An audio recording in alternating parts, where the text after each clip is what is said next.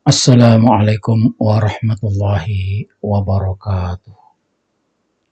Bismillahirrahmanirrahim. Alhamdulillahirrabbilalamin. Allahumma salli ala Sayyidina Muhammad wa ala alihi wa sahbihi ajma'in, amma ba'd. Saudara-saudariku, para pemirsa, para subscribers, teman-teman, sahabat, dulur-dulur semuanya yang saya cintai dan saya kagumi. Doa saya untuk saudara-saudari semuanya, semoga Allah Subhanahu wa Ta'ala memberikan kesehatan yang prima kepada kita, sehingga kita bisa melaksanakan aktivitas dengan sebaik-baiknya. Insya Allah, semua aktivitas yang kita lakukan dengan baik akan memperoleh hasil yang baik pula. Amin. Allahumma amin. Saudara-saudariku sekalian yang saya hormati dan saya cintai, masih terus Mukibbin menyebut-nyebut Kiai Haji Imaduddin sebagai bergelar Al-Kaburi. Sekarang kita akan berbicara, sesungguhnya siapa sih tokoh Al-Kaburi yang sejati itu? Ini yang perlu kita tunjukkan kepada para mukibbin. Dulu, kelompok yang paling hebat dalam memutarbalikkan fakta adalah kampret. Masih ingat? Dulu ada kampret, ada juga namanya kodok. Ya. Dulu ada kelompok yang paling hebat dalam memutarbalikkan fakta, mereka itu adalah kampret. Ya, lawannya cebong. Kampret yaitu kelompok orang-orang yang dalam memandang persoalan dengan menungging. Jadi kampret itu kan tidurnya di atas pohon, kakinya di atas, kepalanya di bawah. Jadi memandang sesuatu itu, kakinya ada di atas, kepalanya ada di bawah. Sehingga pendapatnya selalu berbalik arah. Sebaliknya. Bertentangan dengan logika umum, berlawanan dengan pemahaman banyak orang. Ketika orang banyak bilang benar, kelompok kampret akan menyatakan salah. Ketika kelompok kampret bilang salah, berarti itu menurut kebanyakan orang atau menurut logika umum adalah benar. Sekarang kampret itu sudah tidak ada lagi dan diganti dengan sekte Ba'alwi yang diikuti para jongos Mukibbin. Kelompok Ba'alwi ini juga berpikiran terbalik persis kampret. Bukan karena kepalanya nungging dan kakinya di atas. Jadi kalau kampret tadi kan kakinya di atas, kepalanya di bawah. Ini Ba'alwi posisinya tidak seperti kampret. Kepalanya tetap di atas, kakinya tetap di bawah. Tetapi beda. Kelompok Ba'alwi ini isi kepalanya yang asli pindah di pantat dan isi pantat pindah ke kepala. Itulah kelompok sekte Ba'alwi. Karenanya pikirannya juga terbalik. Cara berpikirnya juga terbalik. Di samping pikirannya terbalik, omongannya juga kotor. Maksudnya, berpikir terbalik ialah punya pemahaman yang salah dan terbalik. Di mana ketika logika umum menyatakan benar, sekte Ba'alwi ini menyatakan salah. Mayoritas umat Islam menyatakan nasab Ba'alwi itu rungkat. Sekte Ba'alwi ini ngotot menyatakan sahih. Ketika mayoritas umat Islam menyatakan kalau Habib bukan keturunan Rasulullah, sekte Ba'alwi ini terus memaksa orang untuk mengakuinya sebagai dzurriyyah Rasulullah. Kalau tidak, orang yang tidak mengakuinya tadi dikafir-kafirkan, didajjal-dajjalkan, diiblis-ibliskan. Lalu mempersekusi, memfitnah, dan memframing orang-orang yang tidak mengikuti maunya. Jadi orang yang tidak mengikuti maunya, lalu ketika berdebat mereka menang, dan Ba'alwi ini kalah, maka demi menyelamatkan mukanya, ngeles lalu memframing orang-orang yang menang dalam berdebat seperti yang dilakukan oleh guru gembul itu. Ketika mayoritas menyatakan para Habib itu pembohong, dan mestinya pembohong itu mereka sandang pada dirinya,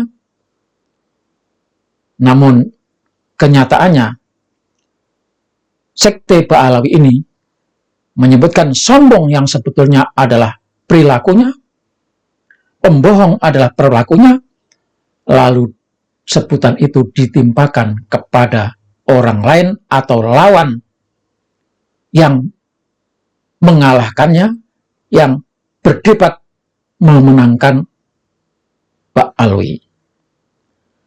Mereka sendiri yang bodoh, tidak paham, tetapi mereka katakan orang lain bodoh dan tidak paham. Mestinya mereka sendiri yang membegal nasab, tetapi mereka menuduh orang lain yang membegal nasab. Mestinya mereka sendiri yang memfitnah, tetapi mereka tuduhkan fitnah itu kepada orang lain. Mereka menuduh orang lain yang memfitnah. Mestinya mereka sendiri yang kabur, tetapi mereka tuduhkan orang lain itu yang kabur. Tahukah saudara siapa tokoh nasional yang digelari Al-Kaburi? Mereka berikan sebutan Al-Kaburi itu untuk Kiai Haji Imaduddin Usman Al-Bantani yang tidak datang dalam pertemuan di diskusi Kesultanan Banten. Padahal ketika diskusi di Kesultanan Banten itu, dari awal Kiai Haji Imaduddin sudah tidak akan niat mau datang. Sementara Taufik, Ketua Rabithah Alawiyah, yang mestinya juga datang tetapi tidak datang, mencret-mencret ketakutan. Kenapa tidak mereka sebut Al-Kaburi? Padahal jelas Ketua Rabithah Alawiyah yang mestinya datang untuk melakukan perdebatan. Tetapi yang nyatanya yang dikirim adalah perorangan dan jongos-jongos yang membelanya. Kiai Haji Imaduddin dari awal memang tidak akan pernah mau datang ke Kesultanan Banten karena di sana akan ada tipu daya. Dan yang jelas Taufik juga kabur, tidak datang. Kenapa tidak diberi gelar Al-Kaburi? Itu artinya Taufik juga tokoh Al-Kaburi. Bahkan lebih dulu kaburnya dibandingkan yang lain. Kemudian di acara diskusi tertutup yang dilakukan di Rabithah Alawiyah, di mana orang sudah tahu semuanya, kalau diskusi itu adalah diskusi jebakan Batman, Kiai Haji Imaduddin akan dikerjain, akan dikeroyok oleh gerombolan Rabithah Alawiyah, di mana Kiai Haji Imaduddin juga sudah jauh-jauh menyatakan tidak akan pernah datang ke sana, tidak akan pernah menghadiri undangan yang tipu-tipu itu. Maka ketika Kiai Haji Imaduddin tidak datang, lagi-lagi mereka memframing, sekte Ba'alawi memframing lagi kalau Kiai Haji Imaduddin juga kali ini digelari tambahan Al-Kaburi yang kedua. Begitulah otak kriminal sekte Ba'alawi. Padahal kalau kita mengikuti perkembangan kejahatan para habib, tipuan-tipuan para habib di Indonesia,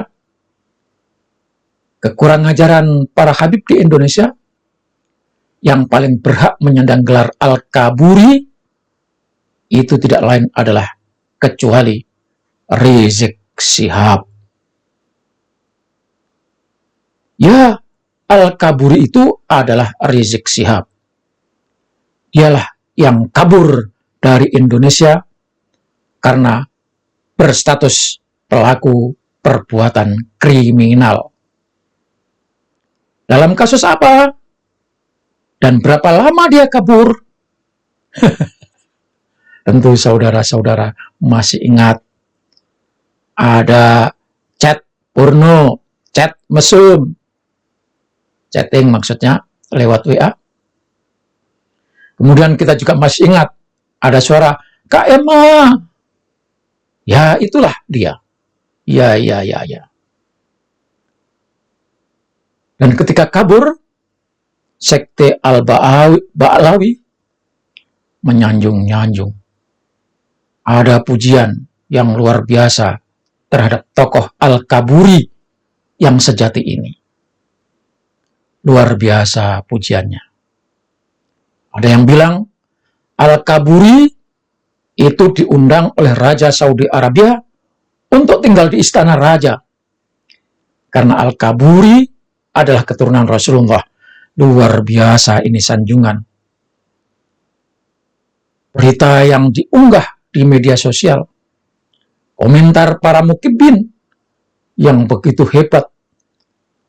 Katanya Al-Kaburi diundang raja untuk tinggal di istana. Ada lagi yang bilang Al-Kaburi adalah karomah wali Rizik Syihab.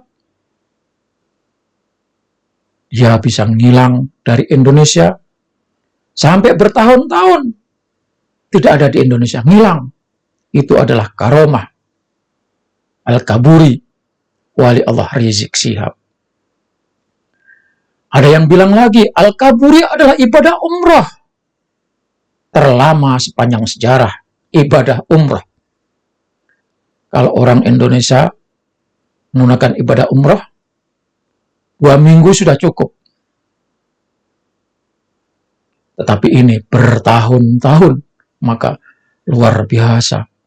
Hebat Al-Kaburi ibadah umrahnya. Kemudian setelah pulang ke Indonesia, akan dilakukan penangkapan karena pelanggaran. Apa itu? Yaitu protokol pencegahan COVID-19. COVID ya, kasus COVID. Maka Al-Kaburi terus ngumpet dari satu tempat ke tempat lain. Kabur lagi. Dan demi menyandang gelar Al-Kaburi, dia lari lagi, kabur lagi. Sudah terdeteksi, masuk ke rumah sakit, lalu mau dilakukan penangkapan, Al-Kaburi lagi, kabur lagi dari rumah sakit. Dan ketika diawasi pergerakannya, Al-Kaburi terus pindah dari satu tempat ke tempat lainnya. Sampai akhirnya ada jongos yang mati konyol karena melawan aparat yang mengejar Al-Kaburi. Jadi saudara, sebenarnya siapa Al-Kaburi yang sejati itu? Saudara, setelah mendengarkan paparan di atas, pasti bisa menjawabnya. Terima kasih. Wassalamualaikum warahmatullahi wabarakatuh.